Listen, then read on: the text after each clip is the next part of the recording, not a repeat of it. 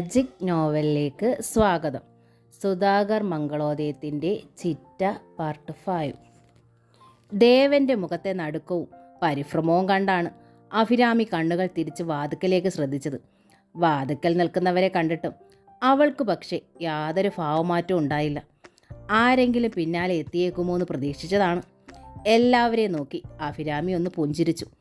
അതോടെ ഒരു കൊടുങ്കാറ്റായി ഭാഗ്യം അകത്തേക്ക് കയറി വന്നു. എന്താടി നിനക്കിവിടെ കാര്യം? അവർ അഭിരാമിയോട് കയർത്തു. നിന്നെ കാണാതെ രാജു തിരക്കി നടക്കണം. എല്ലാ മുറികളിലും ഞങ്ങൾ തപ്പി. വല്ല വഴിക്കും ഇറങ്ങിപ്പോയെന്നാ വിചാരിച്ചത്. ഇങ്ങനെയുണ്ടോ പെണ്ണുങ്ങൾക്ക് അഹമ്മതി? ഈ പാതിരാത്രിക്ക് നീ എന്തിനാ ഇങ്ങോട്ട് കയറി വന്നത്? അനിയം മോഹിച്ച് വേണ്ടെന്ന് വെച്ചവളെ ഏട്ടൻ കല്യാണം കഴിച്ചു. ഇപ്പോൾ അവളെ വിഷം കൊടുത്ത് പാതി ശവമാക്കി പറഞ്ഞയച്ചിട്ട് ഏട്ടൻ്റെ കിടക്കറയിൽ ദാ അനിയൻ്റെ ഭാര്യ കയറി വന്നിരിക്കുന്നു. എന്താ ഇതിനർത്ഥം? എൻ്റെ കുടുംബം നശിപ്പിക്കാൻ ഒരുങ്ങുവാണോ നീ? അഭിരാമി അപ്പോഴും പുഞ്ചിരിച്ചതേ ഉള്ളൂ. ഭാഗ്യം തിരിഞ്ഞ് കത്തുന്ന മിഴികളോടെ ദേവനെ നോക്കി. എന്താടാ ഇതിനർത്ഥം? പെണ്ണുങ്ങൾ കാരണം ഏട്ടനും അനിയനും കൂടി തമ്മിൽ തല്ലി ചാവാനുള്ള വഴിയൊരുക്കുവാണോ? എന്താ ഈ വൃത്തികെട്ടവൾക്ക് നിന്റെ മുറിയ കാര്യം? ഇതെങ്ങാനാ രാമുണ്ണി മാഷിൻ്റെ കാതിലെത്തിയാഴത്തെ അവസ്ഥ എന്താ? എങ്ങനെ ഈ ആലോചന മുടക്കാനുള്ള ശ്രമമോ ഇവൾക്ക്? ഇവളും ശ്യാമയുടെ അനിയത്തിയും തമ്മിൽ വലിയ കൂട്ടായിരുന്നു. അവള് പോയെങ്കിലും ഇവളിവിടെ നിന്ന് അവൾക്ക് വേണ്ടി പൊരുതും. അറിയാമോ നിനക്കത്? അമ്മ ഉദ്ദേശിക്കുന്ന കാര്യത്തിനൊന്നുമല്ല അഭിരാമി വന്നത്, ദേവൻ പറഞ്ഞു. പിന്നെന്താടാ അനിയൻ്റെ ഭാര്യയ്ക്ക് ഈ അസമയത്ത് ഏട്ടൻ്റെ കിടക്കറയിൽ കാര്യം? ദേവനെ നോക്കി ഭാഗ്യം പല്ലു ഞെരിച്ചു. ഞാൻ പറയാം, അഭിരാമി അറിയിച്ചു. നന്ദനെ വിവാഹം ചെയ്യാനായി ശ്യാമേട്ടത്തിൽ നിന്ന് ദേവേട്ടൻ വിവാഹമോചനം ആവശ്യപ്പെടരുതെന്ന് അപേക്ഷിക്കാനാണ് ഞാൻ വന്നത്. അതിൽ ഭേദം ആ പാവത്തെ വിഷം കൊടുത്ത് കൊല്ലുന്നത് തന്നെയാണ്. അമ്മയുടെ മകളുടെ കയ്യിൽ നല്ല വിഷം കാണുമല്ലോ. വിഷം കൊടുത്തതാണെന്ന് ആരും പുറത്തു പറയില്ല. ഇനി മരിക്കണതാ ശ്യാമേട്ടത്തിക്ക് നല്ലത്. അവൾ ദേവനെ നോക്കി. ദേവൻ്റെ കണ്ണുകൾ നിറഞ്ഞു. ജനനത്തിലെ ദൈവം അതിനോട് ക്രൂരത കാണിച്ചു. അഭിരാമിയുടെ തൊണ്ടയിടറി. മനുഷ്യരും അതിനോട് ക്രൂരത മാത്രമേ കാണിച്ചിട്ടുള്ളൂ. ആകെ ഒരല്പം കാരുണ്യം കാട്ടിയത് ദേവേട്ടനിൽ നിന്നാ. അങ്ങനെയുള്ള പുരുഷനെ ഏത് പെണ്ണും ദൈവമായേ കാണും. ആ മനുഷ്യന് വേണ്ടി മരിക്കണത് പുണ്യമായി അവൾ കരുതും. അതെനിക്ക് ദേവേട്ടൻ്റെ അടുത്ത് പറയണമെന്ന് തോന്നി. അതോടെ ഇന്ദുലേഖയും മുറിയിലേക്ക് കയറി വന്നു. ദേവേട്ടൻ മറ്റൊരു വിവാഹം കഴിക്കണതിൽ തനിക്കെന്താ ഇത്ര കണ്ണുകടി? അവൾ ചോദിച്ചു. ഒരു ഭാര്യയുടെ തുണയും സാന്ത്വനവും ദേവേട്ടന് വേണ്ടേ? അതോ ഏട്ടനും അനിയനും കൂടി ഇയാൾ അത് പങ്കുവെക്കുമോ? സംസ്കാരമില്ലാത്ത വർത്താനം പറയാതെ ഡോക്ടറെ. അഭിരാമിയുടെ ചിറി കൂടി. MBBSന്റെ തിരഞ്ഞെടുപ്പിൽ സ്നേഹവും കരുണയും സംസ്കാരമൊന്നും യോഗ്യതയെ ഉൾപ്പെടുത്താറില്ലെന്നറിയാം. മാർക്കും പണവും മതിയല്ലോ. അതുകൊണ്ടാണല്ലോ വൃത്തികെട്ട റാഗിംഗ് വാർത്തയൊക്കെ പുറത്തു വരണത്. രോഗികൾ പഴയ പോലെ ഡോക്ടർമാരെ ആദരിക്കാത്തതും അതുകൊണ്ടാണെന്നറിയാം. പക്ഷേ പുറമേ പറയുമ്പോൾ അല്പം കൂടി മാന്യത പ്രകടമാക്കാം. അത് പറയാൻ നീ ആരാ? ഭാഗ്യ ആരാഞ്ഞു. ഒരു കൊലപാതകി, പൊങ്ങച്ചം വിളമ്പി കല്യാണത്തട്ട് അരങ്ങേറ്റിയ ഒരു തന്തയുടെ മകൾ. ഇപ്പോഴും അയാൾ നാണം കെട്ട് താമസിക്കുന്നത് മകളുടെ ഭർത്താവിൻ്റെ വീട്ടിൽ. ചുണ്ടിൽ ചായവും പുരട്ടി നടക്കണ ആ അമ്മയെ കണ്ടാലോ മനുഷ്യർ കാർക്കിച്ചു തുപ്പും മുഖത്ത്. എന്നിട്ട് സംസ്കാരം പഠിപ്പിക്കുന്നു ആലവലാതി. അമ്മേ മിണ്ടാതിരിക്കെ, ഇന്ദു ഭാഗ്യത്തോട് പറഞ്ഞു. നന്ദനയുമായുള്ള ഏട്ടൻ്റെ കല്യാണം മുടക്കി കൊടുത്താൽ ഹേമ ഇവൾക്ക് കോഴ കൊടുക്കുമായിരിക്കും. മാത്രമല്ല ഇവളേക്കാൾ യോഗ്യയായ ഒരു പെണ്ണ് ഇവിടെ കയറണത് സഹിക്കാനും കഴിയില്ലല്ലോ. എൻ്റെ ദേവേട്ടനെ എന്നെന്നും ആ പാതി ശവത്തിൻ്റെ ഭർത്താവാക്കി വെച്ചോണ്ടിരിക്കണമെന്നാ ആശ. ഒപ്പം പാവൻ രാജുവേട്ടൻ്റെ ജീവിതവും തകർക്കാമല്ലോ. പക്ഷേ ഒരു കാര്യമുണ്ട്, ദേവേട്ടൻ വീണാലും രാജുവേട്ടൻ ഇനി ഇവളുടെ കെണിയിൽ വീഴില്ല. രാജുവേട്ടൻ ഇവളെ ശരിക്കും മനസ്സിലായി കഴിഞ്ഞു. കുടുംബം തകർക്കാൻ കയറി വന്ന രാക്ഷസി. ദേവന് ഇവളുടെ കെണിയിലൊന്നും വീഴില്ല മോളെ, ഭാഗ്യം പറഞ്ഞു. അവൻ അത്ര മണ്ടനാണോ? ഒരു പെണ്ണിനു വേണ്ടി ചെയ്യാവുന്ന കരുണയും ത്യാഗവും ഒക്കെ അവൻ ചെയ്തു. ഇനി അവൻ്റെ ജന്മം മൊത്തം നശിപ്പിച്ചാലേ ഇവൾക്ക് തൃപ്തിയാവുള്ളൂ. അത്ര ദണ്ണമാണെങ്കിൽ ഇവളും കൂടി അങ്ങോട്ടേ അല്ലട്ടെ, കിടക്കക്കരികിലിരുന്ന് ശുശ്രൂഷിക്കട്ടെ. ഒപ്പം പട്ടാളക്കാരൻ അച്ഛനെയും പച്ചപ്പരിഷ്കാരി അമ്മയും കൂടെ കൂട്ടിക്കോ. അവിടെ അത്രയും സൗകര്യമായി. ഞാനും എൻ്റെ മക്കളും മതി ഇവിടെ. അങ്ങനെയാണെങ്കിൽ മകളുടെ ഭർത്താവിനെ കൂടി പറഞ്ഞയക്ക്. അഭിരാമി ചിരിച്ചു. ഒപ്പം സാധുവും നിരുപദ്രവകാരിയുമായ ആ അച്ഛനെയും. അമ്മയും മക്കളും മാത്രം മതി. ആൺമക്കളെ കൊണ്ട് രണ്ടാം കല്യാണമൊന്നും നടത്തിക്കരുത്. അപ്പോൾ വീണ്ടും സൗര്യക്കേടാവും ഭാഗ്യലക്ഷ്മി അമ്മേ. നീ ആരാടി എന്നെ പരിഹസിക്കാൻ? അടിക്കാനായി അഭിരാമിയുടെ നേർക്ക് കൈയോങ്ങി ഭാഗ്യം. കൊലപാതകി! പെട്ടെന്ന് അഭിരാമി ആ കൈയിൽ കടന്നു പിടിച്ചു. അടിയൊരു അട്ടിപ്പാറാക്കരുതേ പൊന്നമ്മായിയമ്മേ. ഭാഗ്യത്തിൻ്റെ കൈത്തണ്ട അഭിരാമിയുടെ കയ്യിലിരുന്ന് ഞെരുങ്ങി. അവർക്ക് വല്ലാതെ നൊന്തു. ഭാഗ്യം ദീനമായി മക്കളെ നോക്കി. ആ കൈവിട്! പുറത്തു നിന്ന് രാജകുമാരൻ ഗർജിച്ചു. വിട്ടു, അഭിരാമി പറഞ്ഞു. ഒപ്പം അവൾ ഭാഗ്യത്തിൻ്റെ കൈ വിടുകയും ചെയ്തു. എന്നിട്ട് പുറത്തേക്ക് നടന്നു വന്നു. നിക്ക്! തൻ്റെ മുന്നിലെത്തിയ അഭിരാമിയോട് രാജു പറഞ്ഞു. അഭിരാമി നിന്നു. രാജു കൈ വലിച്ച കരണത്തൊന്ന് പൊട്ടിച്ചു. അടിച്ചാൽ കൊള്ളാമോന്ന് എനിക്കൊന്നറിയണമല്ലോ. അഭിരാമി മിണ്ടിയില്ല. നിന്നിടത്ത് നിന്ന് അനങ്ങിയില്ല. ഭാഗ്യം അത്യാഹ്ലാദത്തിൽ രാജുവിൻ്റെ നേർക്ക് നടന്നെത്തി. ഇപ്പോഴാ മോനെ നീ ആണായത്. അടിയോടടക്കില്ല അണ്ണൻ തമ്പിന്ന് ചൊല്ലുണ്ട്. പെണ്ണുങ്ങളെ തല്ലി വളർത്തണം. അഭിരാമി കൺകോണാൽ ഭാഗ്യത്തെ നോക്കി. ഇതാ പാവ അച്ഛൻ കൂടി വന്ന് കേട്ടിരുന്നെങ്കിൽ. കവിൾ പൊത്തിപ്പിടിച്ചുകൊണ്ട് അഭിരാമി സ്റ്റെയർ കേസിൻ്റെ നേർക്ക് നടന്നു. വേഗം ആ പുറകെ ചെല്ലുമോനെ, ഭാഗ്യൻ രാജുവിനോട് പറഞ്ഞു. അവൾ ചെന്ന് കണ്ണിൽ കാണുന്നതൊക്കെ എറിഞ്ഞുടയ്ക്കും. ഇവിടെ ഇനി അധികം സാധനങ്ങളൊന്നുമില്ല. അവളൊന്നും ചെയ്യില്ല, രാജു പറഞ്ഞു. ചെയ്താൽ പിന്നെ അവളില്ല. ആ മറുപടിയും ഭാഗ്യത്തിന് വല്ലാതെ ഇഷ്ടപ്പെട്ടു. അഭിമാനത്തോടെ അവർ ദേവനെയും ഇന്ദുവിനെയും ദിനകരനെയും നോക്കി. രാജു തിരികെ മുകളിലെ കിടക്കറയിലെത്തുമ്പോൾ അഭിരാമി തൻ്റെ കമ്പ്യൂട്ടറിന് മുന്നിലായിരുന്നു. എന്തേ ഒന്നും എറിഞ്ഞുടയ്ക്കാതിരുന്നത്? ദേഹം നോവുമ്പോൾ ഭ്രാന്ത് ഉള്ളതാണല്ലോ, രാജു ചോദിച്ചു. ദേഹം നോവുമ്പം മനസ്സും നോവണം, എന്നാലേ ഭ്രാന്താവും. കുസൃതി ചിരിയോടെയാണ് അഭിരാമി പറഞ്ഞത്. ഇവിടെ ഇപ്പോൾ ദേഹം നൊന്തപ്പോൾ മനസ്സ് കുളിർത്തു. അടിച്ചെങ്കിലും രാജുവേട്ടനൊരു ഭർത്താവായല്ലോ.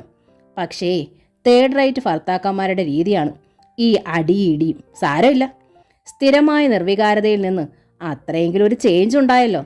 ഞാൻ നിന്റെ ഭർത്താവ് ഉദ്യോഗസ്ഥനാണല്ലോ എന്ന് പറയാനും ധൈര്യം കാട്ടി. സന്തോഷമുണ്ടെനിക്ക്.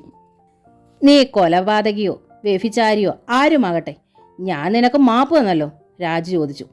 പിന്നെ നീ എന്തിനാണ് ഈ വീട്ടിൽ സ്വൈരക്കേടുണ്ടാക്കുന്നത്? ഞാൻ ഈ വീട്ടിൽ സ്വൈരക്കേടുണ്ടാക്കുന്നെന്നോ? അഭിരാമി രാജുവിനെ നോക്കി. അതെ, രാജു തലയാട്ടി. നീ എന്തിനാണ് മറ്റുള്ളവരുടെ കാര്യങ്ങളിൽ തലയിടുന്നത്? എൻ്റെ അമ്മ ഇങ്ങനാണ്.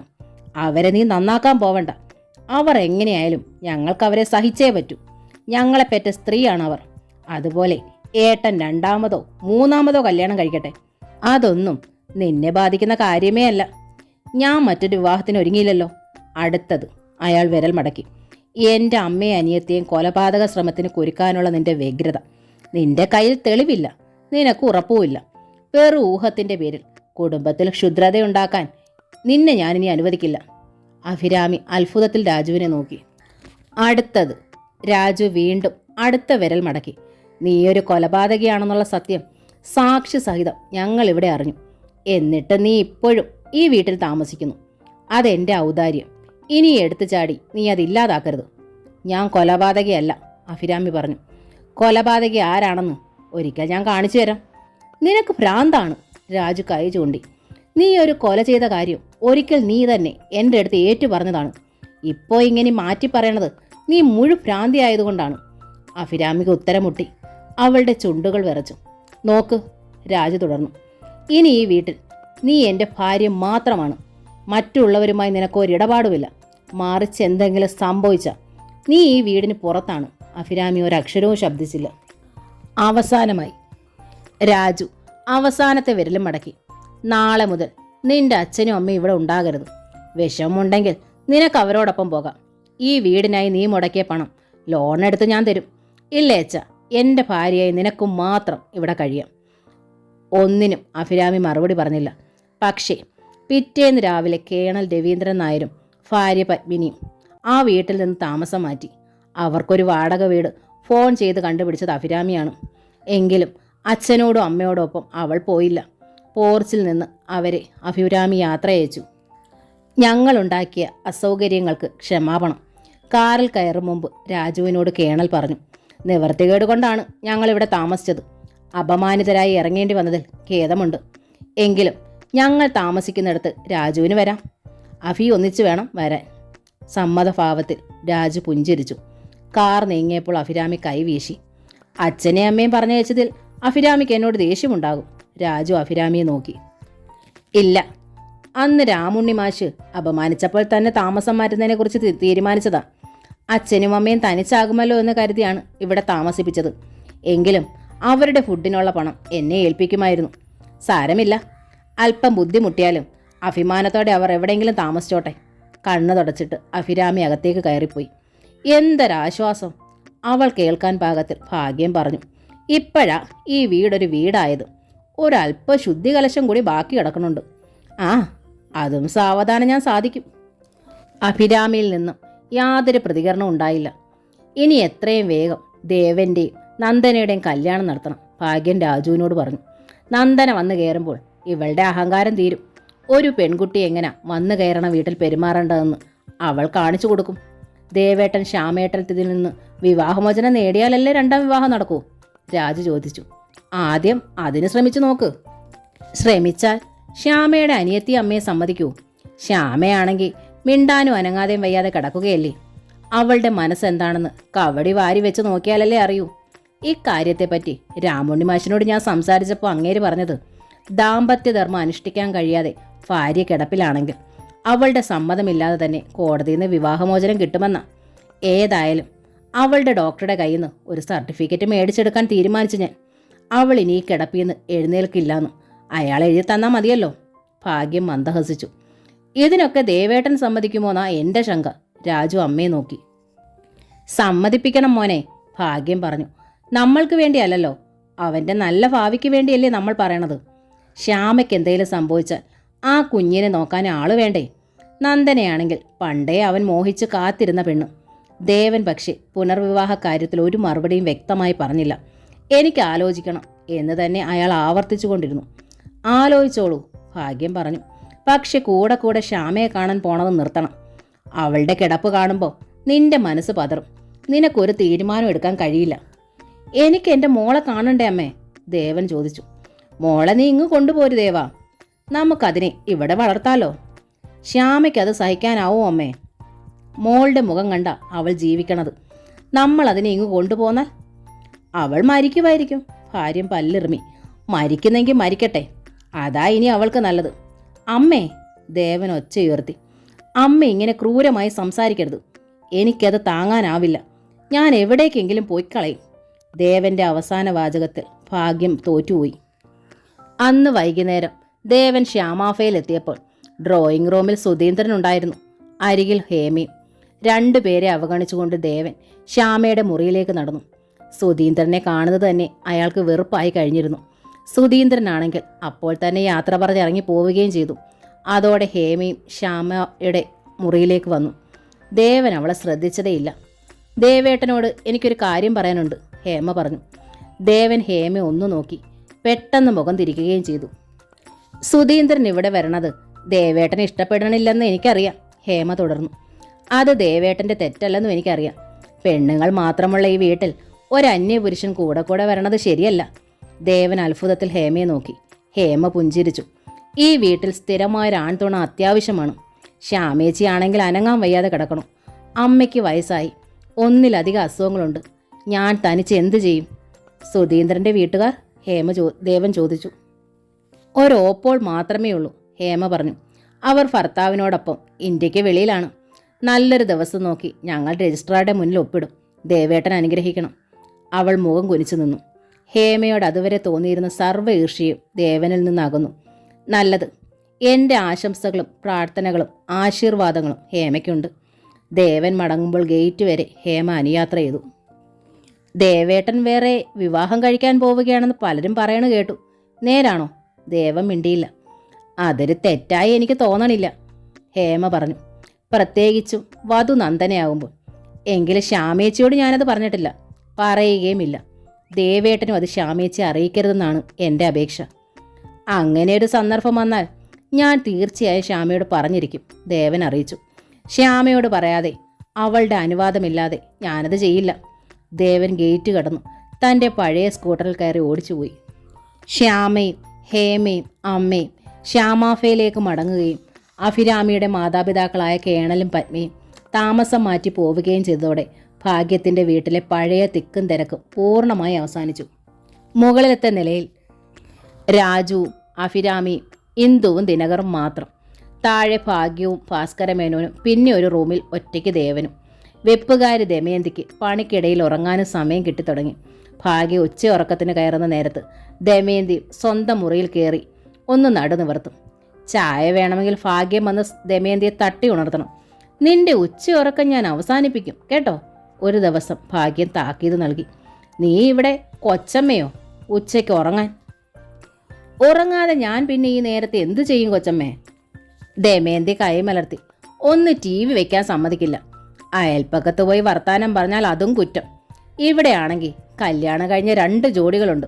ഒരു കുഞ്ഞിക്കാൽ ഓടിയിരുന്നെങ്കിൽ അതെങ്കിലും ഒരു നേരം പോക്കായേനെ. ഒരു കുഞ്ഞുണ്ടായിരുന്നതിനെ പറഞ്ഞയക്കുകയും ചെയ്തു. ഒരു കുഞ്ഞില്ലാത്ത വീട് വീടാണോ?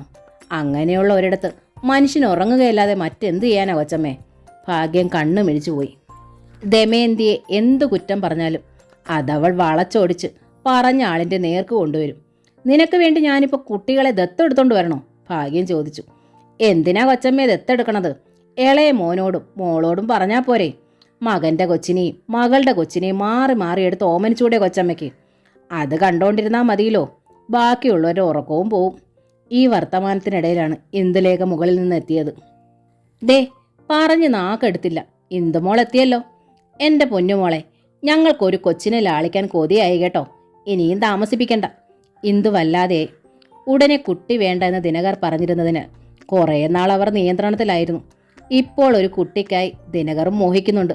പക്ഷേ ഇന്ദുവിൽ മുട്ടുപിടിക്കുന്നില്ല. ഭാഗ്യം അർത്ഥഗർഭമായി മകളെ നോക്കി. ഇത് ദമയന്തിയുടെ മാത്രം കൊതിയല്ല കേട്ടോ മോളെ, അമ്മയ്ക്കും കൊതിയുണ്ട്, അവർ പറഞ്ഞു. ഉത്തരം മുട്ടലിൻ്റെ ഈർഷ്യ പ്രകടമായി ഇന്ദുവിൻ്റെ മുഖത്ത്. ഞങ്ങൾക്ക് ഉടനെ ഇപ്പം വേണ്ടാഞ്ഞിട്ടാ. മുൻപേ കല്യാണം കഴിഞ്ഞൊരു പടക്കുതിര മുകളിലുണ്ടല്ലോ, ഒന്ന് പറയാമായിരുന്നില്ലേ? അവളോട് പറഞ്ഞിട്ടെന്താ, അവൾ മച്ചിയല്ലേ? ഭാഗ്യം ചോദിച്ചു. ഇന്നത്തെ കാലത്ത് അങ്ങനെ പെണ്ണുങ്ങളെ മച്ചിയെന്ന് വിളിക്കാൻ പാടില്ല കൊച്ചമ്മേ. ദമയന്തി ഇടയിൽ കയറി. പ്രസവിക്കാത്തത് പെണ്ണിൻ്റെ മാത്രം കുറ്റം കൊണ്ടാണോ? പരിശോധിപ്പിച്ച് നോക്കിയാലല്ലേ അറിയൂ ആർക്കാ കുഴപ്പമെന്ന്. ഭാഗ്യം ദമയന്തിക്കിട്ട് ഒരാട്ട് കൊടുത്തു. നിന്നെ ആരെങ്കിലും വിളിച്ചോ അഭിപ്രായം പറയാൻ? ആ കൊലപാതകിയുടെ കൈക്കൂലി വാങ്ങി തിന്നോണ്ട് പക്ഷം പറയാ ഇല്ലേ? കൊച്ചമ്മ എന്നെ എത്ര ആട്ടിയാലും തുപ്പിയാലും എൻ്റെ അഭിപ്രായം ഞാൻ എവിടെയും തുറന്നു പറയും. അങ്ങനാ ദമയന്തി വളർന്നത്.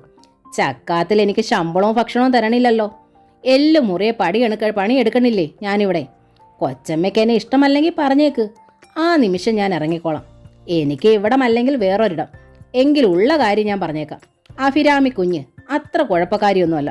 അതൊരു കൊല ചെയ്തു എന്ന് പറഞ്ഞാൽ വർത്തമാനം കേൾക്കണവർക്ക് വിശ്വസിക്കാൻ കഴിയില്ല. അമ്മ എന്തിനാ എപ്പോഴും ഇങ്ങനെ സെർവൻസുമായി വഴക്കടിക്കണത്? എന്തു ഭാഗ്യത്തിന് ശാസിച്ചു. ആരെങ്കിലും കേട്ടോണ്ട് വന്നാൽ ഇത് കുറച്ചിലാണ് കേട്ടോ. ഇവരുടെയൊക്കെ നാവിൽ നിന്ന് എന്താ വരിക എന്ന് പറയാൻ പറ്റില്ല. പലയിടങ്ങളിൽ പല രീതികളിൽ ജീവിക്കുന്നവരാ. അങ്ങനെ അങ്ങ് താഴ്ത്തി കെട്ടല്ലേ കുഞ്ഞെ. ദമയന്തി കൈ ചൂണ്ടി. വീട്ടുപണിക്ക് വരണമെന്ന് വെച്ച് ഞങ്ങളൊക്കെ തനി അലവലാദികളാണെന്ന് കരുതരുത്. വർത്തമാനത്തിലും പെരുമാറ്റത്തിലും കുഞ്ഞിൻ്റെ അമ്മയേക്കാൾ സംസ്കാരമുള്ളവൾ തന്നെയാ ദമയന്തി. കേട്ടല്ലോ? ഇന്ദു ഈർഷ്യയിൽ അമ്മയെ നോക്കി. തൃപ്തിയായല്ലോ? അവൾ വെട്ടിത്തിരിഞ്ഞ് മുകളിലേക്ക് പോയി. വേറെ പണിക്കാരിയെ തിരയണുണ്ട് ഞാൻ. നിന്റെ ഭരണമൊന്ന് അവസാനിപ്പിക്കാമെന്ന് നോക്കട്ടെ, ദമയന്തിയോട് പറഞ്ഞിട്ട് ഭാഗ്യം മുറിവിട്ടു പോയി. പിന്നിൽ നിന്ന് ദമയന്തി പുച്ഛത്തോടെ കൊഞ്ഞനം കാട്ടി. മാത്രമല്ല അഭിരാമിയെ സൗകര്യത്തിന് കിട്ടിയപ്പോൾ ഭാഗ്യം പറഞ്ഞത് ഇരട്ടിയായി ആ കാതിൽ ചൊരിയുകയും ചെയ്തു. എൻ്റെ കുഞ്ഞേ, ഇങ്ങനെയുണ്ടോ ഒരമ്മായിയമ്മ പോര്? കുഞ്ഞു മച്ചിയാണെന്ന് ഈ പറയണ അവരുടെ മോളും ഇതുവരെ പെറ്റില്ലെന്ന് ഓർക്കണം. അതിൻ്റെ ലക്ഷണവും ഇല്ല. അത് പോട്ടേന്ന് വെക്കാം. പെണ്ണുങ്ങൾ പറയാതിരിക്കണത് അവരുടെ മാത്രം കുറ്റം കൊണ്ടാണോ? കുഞ്ഞി, ഞാനത് തുറന്നങ്ങ് ചോദിച്ചു. രാജുമോൻ്റെ കുഴപ്പം കൊണ്ടായിക്കൂടെയെന്ന്. അത് രസിച്ചില്ല. എനിക്കിട്ടൊരാട്ട്.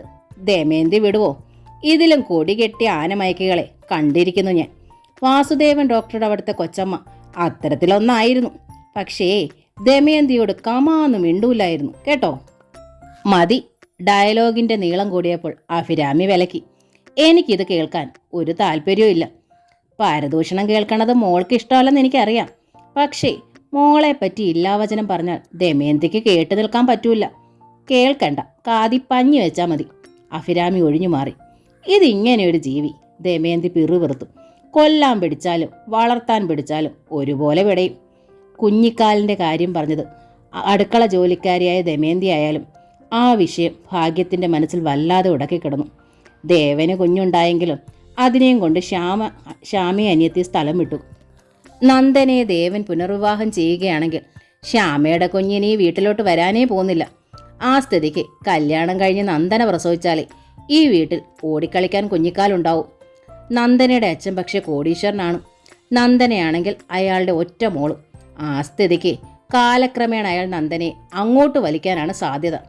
അങ്ങനെ സംഭവിച്ചാൽ അതിലുള്ള കുഞ്ഞും അവിടെ വളരും. ഈ വീട്ടിൽ വളരണമെങ്കിൽ ഇന്ദുലേഖയോ അഭിരാമിയോ പ്രസവിക്കണം. ഭാഗ്യത്തിന് പക്ഷേ ആൺമക്കളുടെ മക്കളെ വളർത്താനല്ല മോഹം. ആൺമക്കളുടെ മക്കളെ പ്രസവിക്കണത് അന്യ പെണ്ണുങ്ങളായിരിക്കുമല്ലോ. ഭാഗ്യം മോഹിക്കുന്നത് തൻ്റെ മകൾ പ്രസവിച്ച കുട്ടിയെ ലാളിക്കാനാണ്. അതെങ്ങനെ ഇന്ദുവിനോട് പറയും? അവൾ വീണ്ടും ചുണ്ടിയെടുത്താലോ? ഒരു പക്ഷേ ദിനകരൻ്റെ താല്പര്യക്കുറവ് കൊണ്ടാണോ അതിങ്ങനെ നീളണത്? അങ്ങനെയായാലും താൻ എങ്ങനെ ദിനകരനോട് അത് പറയും? അപ്പോഴാണ് ഭാഗ്യത്തിനൊരു ബുദ്ധി തോന്നിയത്. ദിനകരൻ്റെ മുന്നിൽ വെച്ച് രാജുവിനോട് പറഞ്ഞാൽ മതിയല്ലോ. ദിനകരനും അത് കൊള്ളും. കുട്ടികളുണ്ടാകാത്തത് അഭിരാമിയുടെ കുറ്റം കൊണ്ടാണോ എന്ന് അറിയുകയും ചെയ്യാം. തങ്ങൾ വിചാരിക്കും പോലെ കുഴപ്പം അവളുടേതാണെങ്കിൽ അവളെ ഇവിടുന്ന് അടിച്ചിറക്കാൻ അതൊരു ഒന്നാം തരം കാരണമായിരിക്കും. അതോർത്തപ്പോൾ ഭാഗ്യത്തിന് ഉത്സാഹമായി. എല്ലാവരും ഒന്നിച്ച് അത്താഴ മേശയിൽ വെച്ച് ഭാഗ്യം ആ മാലപ്പടക്കത്തിന് തീ വെച്ചു. എൻ്റെ രാജു, വെപ്പുകാരി വരെ എന്നെ പരിഹസിക്കണമല്ലോ എന്ന് പറഞ്ഞാണ് അവർ ആരംഭിച്ചത്. രാജു അത്ഭുതത്തിൽ അമ്മയെ നോക്കി. കല്യാണം കഴിഞ്ഞ് ഇത്രയായിട്ടും നിങ്ങൾക്കൊരു കുട്ടി വേണ്ടെന്നാണോ? ഈ വീട്ടിൽ ആദ്യം കല്യാണം കഴിക്കാൻ തിടുക്കം കൂട്ടിയവൻ നീയാ. അന്ന് അതിന് നീ കാരണം പറഞ്ഞത് യൗവനത്തിൽ തന്നെ മക്കളുണ്ടായാലേ വയസ്സുകാലത്ത് അവരുടെ തുണ കിട്ടുകയുള്ളൂ എന്നാ.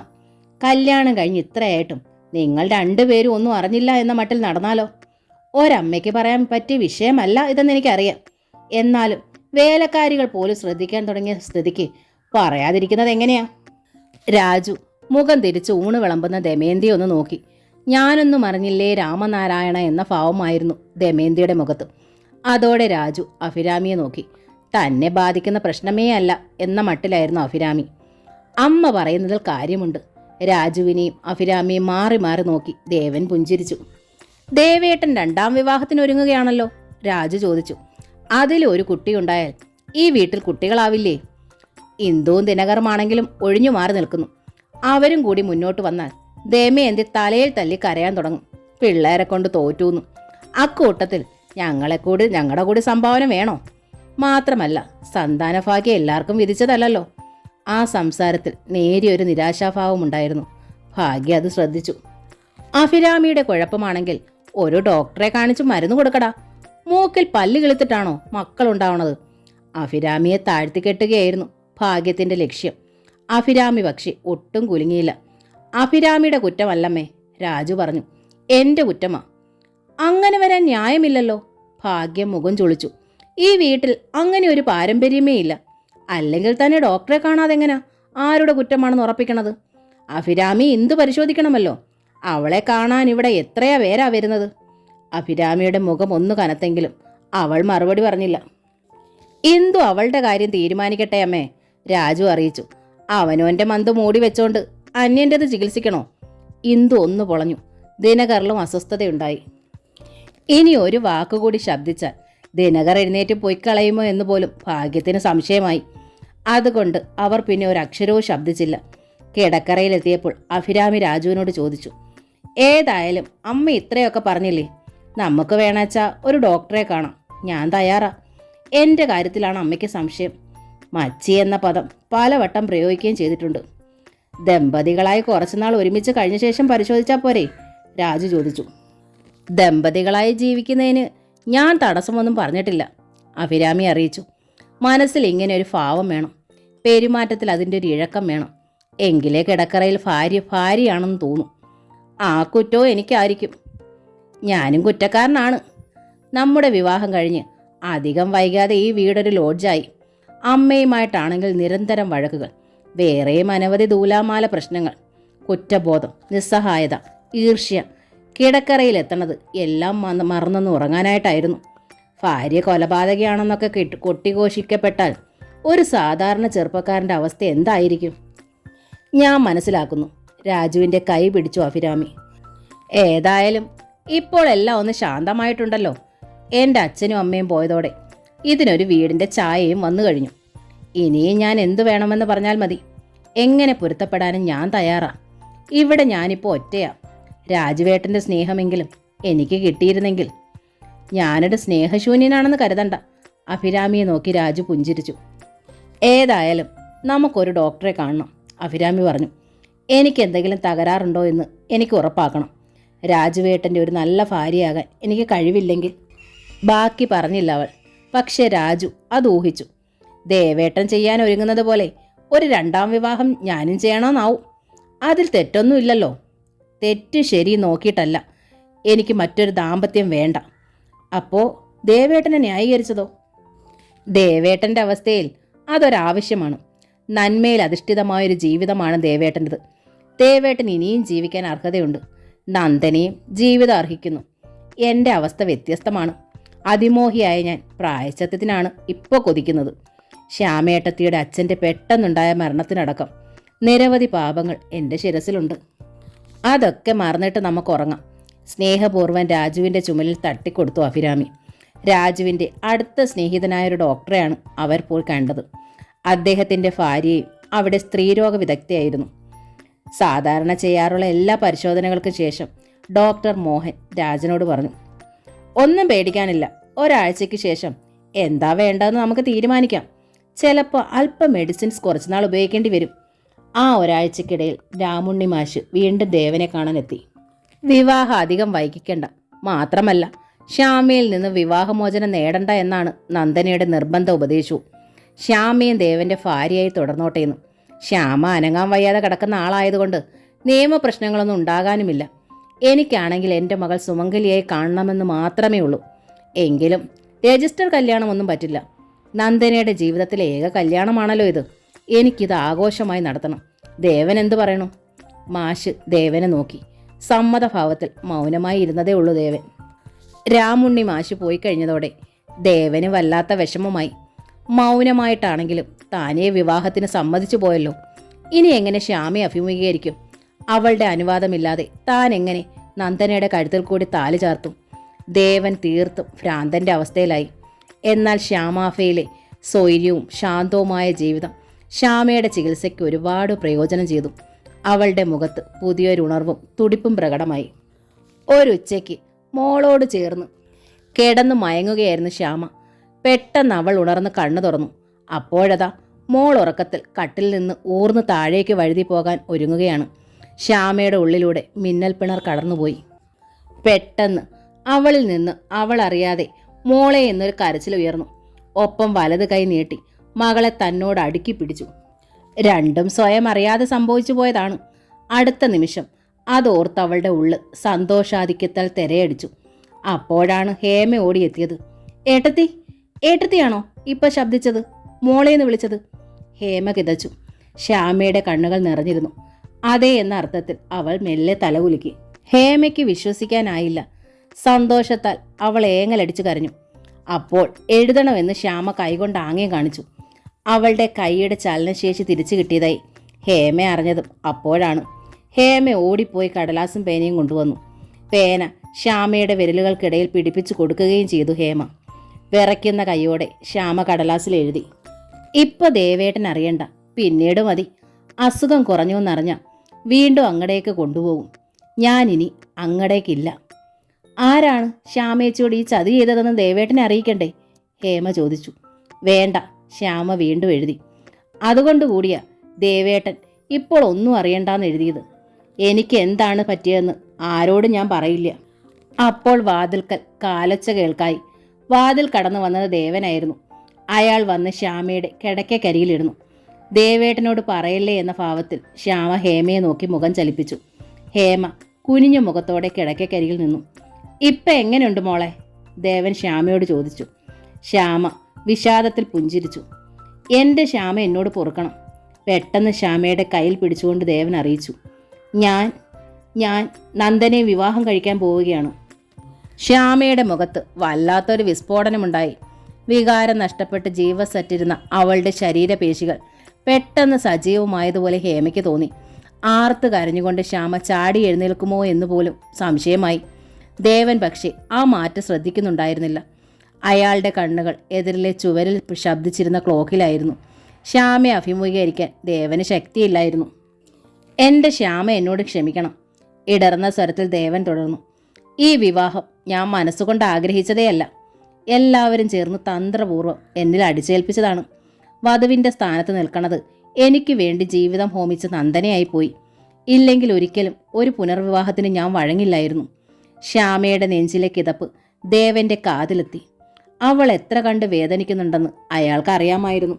എങ്കിലും ശ്യാമ അനുവദിച്ചാലേ ഞാൻ ഈ പുനർവിവാഹത്തിന് തയ്യാറാവൂ.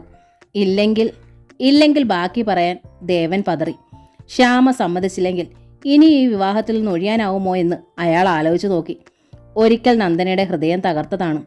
അന്ന് അതിന് പിന്നിൽ അവളുടെ അച്ഛൻ്റെ അഹങ്കാരവും പിടിവാശിയും ഉണ്ടായിരുന്നു. ഇപ്പോൾ മറ്റാരെയും തനിക്ക് കുറ്റപ്പെടുത്താനാവില്ലെന്ന് ദേവൻ അറിയാമായിരുന്നു. ഒരിക്കൽ കൂടി നന്ദനെ വേദനിപ്പിക്കാനാവുമോ തനിക്ക്? ആ വേദന കണ്ടുകൊണ്ട് തനിക്ക് ജീവിക്കാനാവുമോ? ദേവൻ പറഞ്ഞു വന്നതിൻ്റെ ബാക്കി കേൾക്കാനായി നിറഞ്ഞ ആകാംക്ഷയിൽ വിടർന്ന മിഴികളോടെ ദേവന്റെ മുഖത്തേക്കും വിറയ്ക്കുന്ന ചുണ്ടുകളിലേക്ക് നോക്കിക്കിടക്കുകയായിരുന്നു ശ്യാമ. ഇല്ലെങ്കിൽ പെട്ടെന്ന് ദേവൻ വാചകം പൂർത്തിയാക്കി. ഞാൻ മരിക്കും. നിശ്ചല ജലത്തിലേക്ക് ഒരു കൂറ്റൻ കല്ല് തെറിച്ചു വീണതുപോലുള്ളൊരു ചലനമുണ്ടായി ശ്യാമയുടെ മുഖത്ത്. അവളുടെ കണ്ണുകൾ നിറഞ്ഞു. വലത് കൈത്തലം മെല്ലെ അനക്കി കിടക്കയിൽ വെച്ചിരുന്ന ദേവന്റെ ഇടത് കൈത്തണ്ടയിൽ തൊടിച്ചു ശ്യാമ.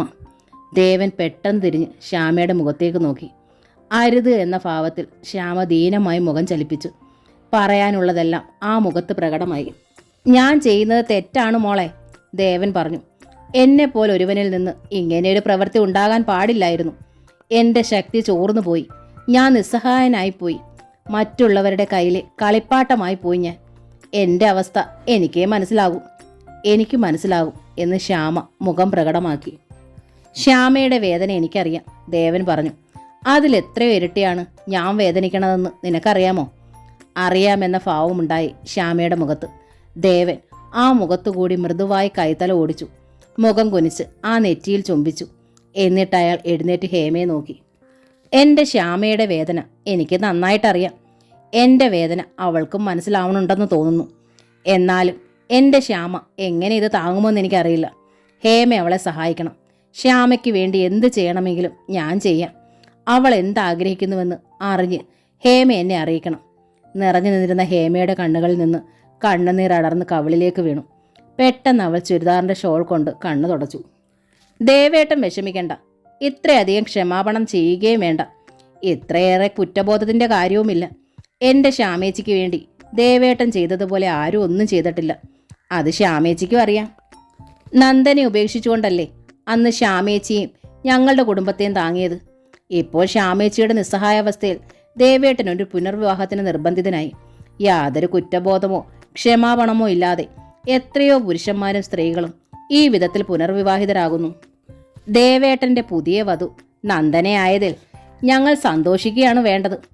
ദേവേട്ടനൊരു പ്രായച്ചിത്തം കൂടി സാധിക്കുകയാണല്ലോ. ഹേമ, നിറകണ്ണുകളോടെ ദേവൻ ഹേമയെ നോക്കി. ഇത് ഹൃദയത്തിൽ നിന്ന് വരുന്ന വാക്കുകളാണോ? ഹൃദയത്തിൽ നിന്ന് തന്നെയാ, ഹേമ പറഞ്ഞു. അവൾ നെഞ്ചിൽ കൈതൊട്ടു. ദേവേട്ടൻ ധൈര്യമായിരുന്നോളൂ. ഭംഗി വാക്കുകൾ പറയണ ശീലം ഏതായാലും എനിക്കില്ല. എന്നാലും എനിക്കൊരാഗ്രഹമുണ്ടായിരുന്നു. എന്തേത്? ശ്യാമേച്ചി ഇത് അറിയണ്ടായിരുന്നുവെന്ന്. കണ്ണുകൾ തിരിച്ച് ഹേമ ശ്യാമയെ നോക്കി. ശ്യാമ മിഴികൾ പൂട്ടിക്കിടക്കുകയായിരുന്നു. പക്ഷേ ആ കവിളുകളിൽ ഈറൻ്റെ തിളക്കമുണ്ട്. എന്നാലും എൻ്റെ ശ്യാമയെ വിളിച്ചോണ്ട്, ശ്യാമയെ വഞ്ചിച്ചോണ്ട് എനിക്ക് വയ്യ. ദേവൻ മുഖം തിരിച്ചു. വഞ്ചന ചിലപ്പോഴെങ്കിലും കാരുണ്യമാണ് ദേവേട്ട, ഹേമ പറഞ്ഞു. സത്യസന്ധത ചിലപ്പോഴൊക്കെ ക്രൂരവും. ദയാവധത്തെക്കുറിച്ച് ഞാൻ മുമ്പും പറഞ്ഞിട്ടുണ്ടല്ലോ. അതിലെ ദയ പലർക്കും മനസ്സിലാവില്ല. ദേവൻ തിരിഞ്ഞ് ശ്യാമയെ നോക്കി. അവൾ അപ്പോഴും കണ്ണുകൾ പൂട്ടി കിടക്കുകയാണ്. എനിക്കിവിടെ നിന്ന് പോകാൻ കഴിയുന്നില്ല എൻ്റെ ശ്യാമയുടെ അരികിൽ നിന്ന്. എൻ്റെ തീരുമാനം അവളെ കൊന്നു കളഞ്ഞുവെന്ന് പോലും എനിക്ക് തോന്നണു, ദേവൻ ഹേമയോട് പറഞ്ഞു. ദേവേട്ടൻ ഇങ്ങനെയൊന്നും പറയരുത്, ഹേമ അപേക്ഷിച്ചു. ഇങ്ങനെയൊന്നും ചിന്തിക്കുകയരുത്. ദേവേട്ടൻ്റെ തീരുമാനം അത്ര ക്രൂരമോ അസാധാരണമോ അല്ലാന്ന് ഞാൻ പറഞ്ഞല്ലോ. ദേവേട്ടൻ ഇനിയും കൂടെ ഇങ്ങോട്ട് വരാതിരിക്കുക നല്ലത്. എല്ലാം കഴിഞ്ഞ് മനസ്സിനൊരു കരുത്ത് വന്ന ശേഷം വരൂ. ഇല്ലെങ്കിൽ ശ്യാമേച്ചിയുടെ മുഖം ദേവേട്ടനെ പരവശനാക്കും. എല്ലാവരുടെ മുന്നിൽ ദേവേട്ടൻ കുറ്റക്കാരനുമാവും. എനിക്കെൻ്റെ മോളെ കാണണം. അവളെ കാണണമെന്ന് തോന്നുമ്പോഴെല്ലാം ഞാൻ ഓടി വരും, ദേവൻ പറഞ്ഞു. ഹേമ നിശബ്ദയായി നിന്നതേ ഉള്ളൂ. എല്ലാം കേട്ട് വാതുക്കൽ നിന്നിരുന്ന അമ്മിണി ഉറങ്ങുന്ന തത്തമോളെ ചുമലിൽ കിടത്തിക്കൊണ്ട് ദേവന്റെ അരികിലെത്തി. ദേവൻ വിഷമിക്കണ്ട, നീ എന്നും എൻ്റെ സ്വന്തം മോനാ, ഹേമയ്ക്ക് സ്വന്തം ഏട്ടനുമാ. ശ്യാമ നിന്നെ ദൈവമായിട്ടേ കരുതിയിട്ടുള്ളൂ, ഇനിയും അവൾ അങ്ങനെ കരുതൂ. ദേവൻ മറ്റൊരു വിവാഹം കഴിക്കണത് ഒരു തരത്തിലും ഞങ്ങളെ മാറ്റം ഉണ്ടാക്കില്ല, അതുപോരെ? അത് മതി എന്ന ഭാവത്തിൽ ദേവൻ ഒന്ന് മുഖം ചലിപ്പിച്ചു. പിന്നെ ഉറങ്ങുന്ന മോളുടെ മുതുകിൽ ഒന്ന് തലോടി. പൊടുന്നനെ അയാളുടെ കണ്ണുകൾ നിറഞ്ഞു, ചുണ്ടുകൾ വിതുമ്പി. ദേവന്റെ ധർമ്മസങ്കടം ഹേമയ്ക്കും അമ്മയ്ക്കും മനസ്സിലാവുന്നുണ്ടായിരുന്നു. ദേവൻ പുറത്തേക്ക് നടന്നപ്പോൾ തത്തയും ചുമലിട്ടുകൊണ്ട് അമ്മിണിയും പുറകെ നീങ്ങി. വാതിൽ കടക്കും മുമ്പ് ദേവൻ തിരിഞ്ഞ് വ്യസനത്തിൽ ശ്യാമയെ നോക്കി. ശ്യാമ അപ്പോഴും കണ്ണുകൾ പൂട്ടിക്കിടക്കുകയായിരുന്നു. ശ്യാമേച്ചി നന്നേ കരുത്താർജിച്ചിരുന്നു ഹേമയ്ക്ക് തോന്നി. പെട്ടെന്ന് ദേവൻ തിരിഞ്ഞു പുറത്തേക്ക് നടന്നു. പുറകെ മോളെയും കൊണ്ട് അമ്മിണിയും നടന്നു. ഹേമ മുറിയിൽ നിന്നതേ ഉള്ളൂ. കാൽപ്പെരുമാറ്റം അകന്നതും ശ്യാമ മെല്ലെ മിഴികൾ തുറന്നു. ആ കൺതടങ്ങളിലേക്ക് മിഴുനീർ ഒലിച്ചു ചാടി. ശ്യാമേച്ചി! ഹേമ നടന്നു എന്ന് കിടക്കയിൽ ശ്യാമയുടെ അരികിലായിരുന്നു. പെട്ടെന്നാണ് തടഞ്ഞു വെച്ചിരുന്ന വെള്ളച്ചാട്ടം തടയടർന്നു വീണതുപോലെ ശ്യാമ ഉച്ചത്തിൽ ഏങ്ങലടിച്ച് കരഞ്ഞത്. ഹേമയ്ക്ക് ആശ്വാസം അനുഭവപ്പെട്ടു. സങ്കടം നെഞ്ചിനകത്ത് പിടിച്ചു നിർത്തുന്നില്ലായിരുന്നു അവൾക്ക് ഭയം തോന്നിയത്. മോളെ! കരച്ചിലിനിടയിൽ ഹേമയെ നോക്കി ശ്യാമ വിളിച്ചു. ഹേമയ്ക്കത് വിശ്വസിക്കാനായില്ല. അത്ഭുതത്തിൽ അവളുടെ കണ്ണുകൾ വിടർന്നു. ശ്യാമേച്ചിക്ക് സംസാരിക്കാൻ കഴിയുന്നോ? ഈശ്വര, ഇതെന്തൊരു ഭാഗ്യം! എൻ്റെ ശ്യാമ ശബ്ദത്തിനായി വിക്കി. എൻ്റെ ദേവേട്ടൻ എനിക്ക് നഷ്ടമായല്ലോ മോളെ. ശ്യാമേച്ചി! ഹേമ മുഖം താഴ്ത്തി ആ കവിളിൽ ചുണ്ടമർത്തി. എൻ്റെ ശ്യാമേച്ചിക്ക് സംസാരിക്കാൻ കഴിയുന്നല്ലോ, ഇതെപ്പോ സാധിച്ചു? ദേവേട്ടൻ പോയോ? ശ്യാമ കണ്ണുകൾ പുറത്തേക്ക് നീട്ടി. അപ്പോൾ മുറ്റത്തു നിന്നും സ്കൂട്ടർ സ്റ്റാർട്ടായി അകലുന്ന ശബ്ദം കേട്ടു. പോയി, ഹേമ പറഞ്ഞു. ദേവേട്ടൻ അറിയണ്ട, എനിക്ക് സംസാരിക്കാൻ കഴിയുമെന്നറിഞ്ഞാൽ, എൻ്റെ അസുഖം മാറിയെന്നറിഞ്ഞാൽ ക്രമേണ എനിക്ക് എണീറ്റ് നടക്കാനാവുമെന്ന് ദേവേട്ടൻ പ്രതീക്ഷിക്കും, ശ്യാമ അറിയിച്ചു. ദേവേട്ടൻ മാത്രമല്ല, ഞാനും അത് പ്രതീക്ഷിക്കുന്നു ശ്യാമേച്ചി. ദേവേട്ടൻ അങ്ങനെ പ്രതീക്ഷിച്ചാൽ നന്ദനയുമായുള്ള വിവാഹ തീരുമാനത്തിൽ നിന്ന് പിന്തിരിഞ്ഞാലോ മോളെ? ശ്യാമ ചോദിച്ചു.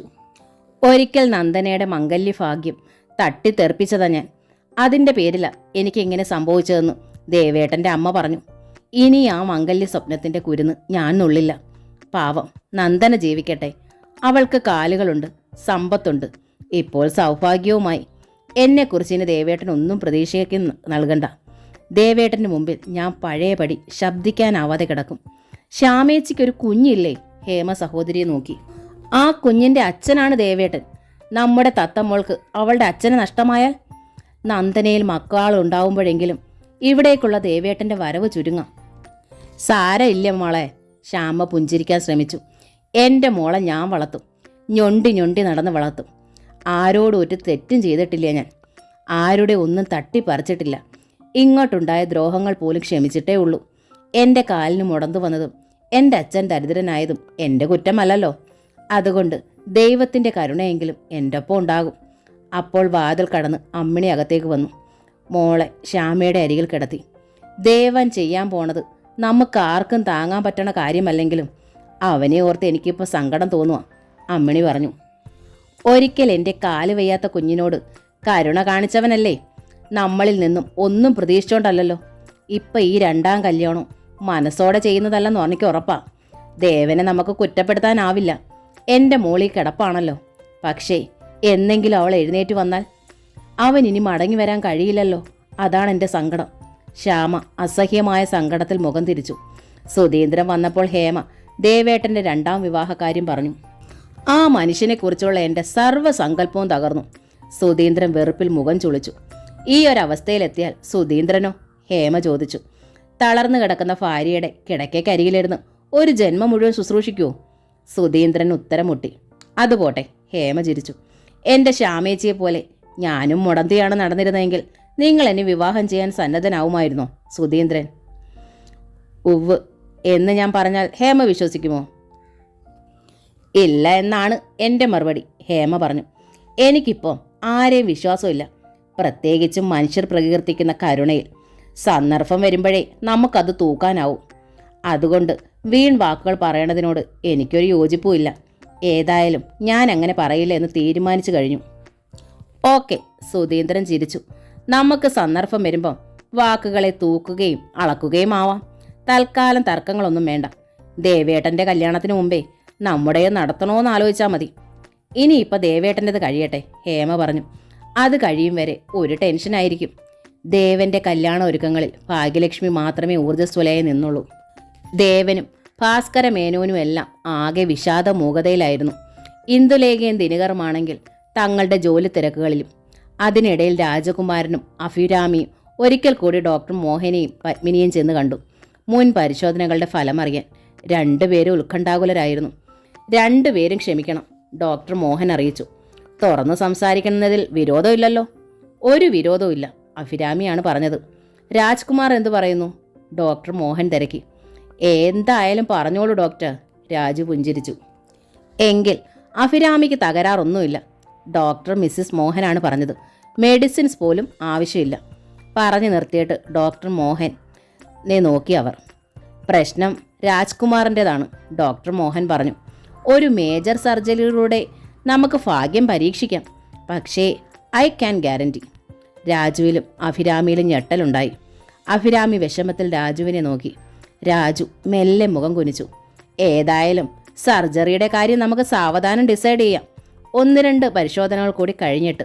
അതുവരെ അല്പം മെഡിസിൻസ് ട്രൈ ചെയ്ത് നോക്കാം, ഡോക്ടർ മോഹൻ അറിയിച്ചു. രാജു മറുപടി ഒന്നും പറഞ്ഞില്ല. ഒരു മയക്കത്തിലെന്നോണം അയാൾ എഴുന്നേറ്റു. അഭിരാമി രാജുവിൻ്റെ കയ്യിൽ പിടിച്ചു. കാറിൽ കടന്നിരുന്ന് സ്റ്റാർട്ട് ചെയ്ത ശേഷം രാജു ആരോടെന്നില്ലാത്ത മട്ടിൽ പറഞ്ഞു, ഞാൻ ഒരു മെഡിസിനും ട്രൈ ചെയ്യണില്ല. സർജറിക്കും തയ്യാറല്ല. എനിക്ക് കുട്ടി വേണ്ട. അഭിരാമി മറുപടി ഒന്നും പറഞ്ഞില്ല. രാജുവിൻ്റെ പ്രയാസം അവൾക്ക് മനസ്സിലാകുന്നുണ്ടായിരുന്നു. ഒന്നുകൂടി. അല്പം കഴിഞ്ഞ് രാജു പറഞ്ഞു, നമുക്ക് ഡൈവോഴ്സ് ചെയ്യാം. അഭിരാമി ഞെട്ടിപ്പോയി. അവൾ അമ്പരപ്പിൽ രാജുവിനെ നോക്കി. അഭിരാമി റീമാരേജ് ചെയ്തോളൂ, രാജു അറിയിച്ചു. ഞാൻ തനിക്ക് നല്ലൊരു തുക നഷ്ടപരിഹാരം തരണുണ്ട്. തനിക്ക് കുഴപ്പമൊന്നുമില്ലല്ലോ. മറ്റൊരാളോടൊപ്പം 1-2 കുട്ടികളുമായി അഭിരാമി സുഖമായി ജീവിക്കണം. എന്നെ മറന്നേക്ക്. അല്ലെങ്കിലും നമ്മൾ തമ്മിലുള്ള ജീവിതം ഓർക്കാൻ പാകത്തിന് അത്ര സന്തോഷകരമായിരുന്നില്ലല്ലോ. അഭിരാമിയെ ഒടുവിൽ ദൈവം എൻ്റെ കയ്യിൽ നിന്ന് രക്ഷിക്കുകയാണെന്ന് കരുതിയാൽ മതി. അഭിരാമി മറുപടി ഒന്നും പറഞ്ഞില്ല. എങ്കിലും ആ മുഖം ഗൗരവത്തിൽ കനം വെച്ചിരുന്നു. എന്താ ഒന്നും പറയാത്തത്? രാജു അഭിരാമിയോട് ചോദിച്ചു. നഷ്ടപരിഹാരം തന്നാൽ തനിക്ക് ഒഴിഞ്ഞു പോയിക്കൂടെ? എനിക്കല്പം ആലോചിക്കണം, അഭിരാമി പറഞ്ഞു. എന്താലോചിക്കാൻ? രാജു ശബ്ദം ഉയർത്തി. എനിക്കുടനെ ഒരു തീരുമാനം അറിയണം. തീരുമാനം പറഞ്ഞിട്ട് എന്ത് ചെയ്യാനാ? അഭിരാമി ചോദിച്ചു. എന്ത് ചെയ്യാനും ആവട്ടെ, മറുപടി പറയൂ. ഒരു നിമിഷം കണ്ണുകൾ പൂട്ടിയിരുന്നു അഭിരാമി. പിന്നെ കണ്ണുകൾ തുറന്നുകൊണ്ട് അവൾ അറിയിച്ചു, ഒഴിഞ്ഞു തരാൻ ഞാൻ തയ്യാറല്ല. നിനക്ക് പ്രസവിക്കണ്ടേ? വേണ്ട. അഭിരാമിയുടെ ശബ്ദം ഉറച്ചു. രാജുവേട്ടൻ അനുവദിക്കുമെങ്കിൽ നമുക്കൊരു കുട്ടിയെ ദത്തെടുക്കാം. രാജു മറുപടി പറഞ്ഞില്ല. അതും വയ്യെങ്കിൽ ഏതെങ്കിലും കളിപ്പാട്ട കടയിൽ നിന്ന് ഭംഗിയുള്ള പാവയെ നോക്കി വാങ്ങിച്ചോളാം ഞാൻ. അപ്പോഴും രാജു ശബ്ദിച്ചില്ല. ഏയ്! അഭിരാമി അയാളുടെ ചുമലിൽ തട്ടി. എന്തെങ്കിലും ഒരു മറുപടി പറയൂ. റോഡിൻ്റെ ഒരരികിലേക്ക് രാജു വണ്ടി ചേർത്ത് നിർത്തി. എന്നിട്ട് സ്റ്റിയറിങ്ങിലേക്ക് മുഖം ചായച്ച് ഏങ്ങി കരഞ്ഞു, ഒരു ചെറിയ കുട്ടിയെപ്പോലെ. ചിറ്റ എന്ന നോവലിൻ്റെ ഈ ഭാഗം ഇവിടെ പൂർണ്ണമാവുകയാണ്. ഈ നോവൽ നിങ്ങൾക്ക് ഇഷ്ടമായെങ്കിൽ ലൈക്ക് ചെയ്ത്, ഷെയർ ചെയ്ത്, സബ്സ്ക്രൈബ് ചെയ്ത് ഹൈപ്പും കൂടി ചെയ്യണേ. Thank you.